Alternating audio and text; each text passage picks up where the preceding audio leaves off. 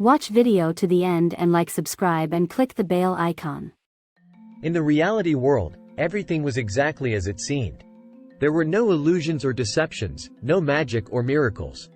It was a world of hard, cold facts, where what you saw was what you got. For many, this was a world of comfort and security.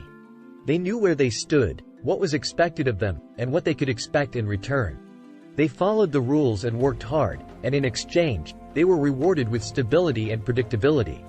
But for others, the reality world was a prison. They yearned for something more, something beyond the mundane routine of everyday life. They wanted to dream and imagine, to create and explore, to experience the wonder and magic that lay just beyond the edges of their narrow existence. One of these dreamers was a young girl named Emma.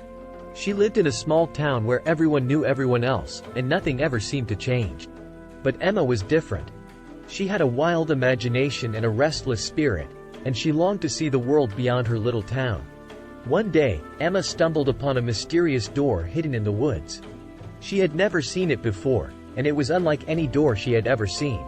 It was made of polished wood and shimmered in the sunlight, as if it was made of something other than mere wood. Without a second thought, Emma pushed open the door and stepped through. What she found on the other side was beyond her wildest dreams. It was a world of magic and wonder, where anything was possible. There were talking animals, flying ships, and enchanted forests. There were dragons and unicorns, fairies and wizards. Emma explored this world for what seemed like hours, but when she finally returned to the reality world, only a few minutes had passed. Emma knew that she could never forget the reality world.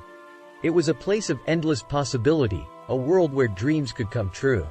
And even though she had to return to her mundane life, she carried the memory of that magical place with her always, knowing that one day, she would find her way back.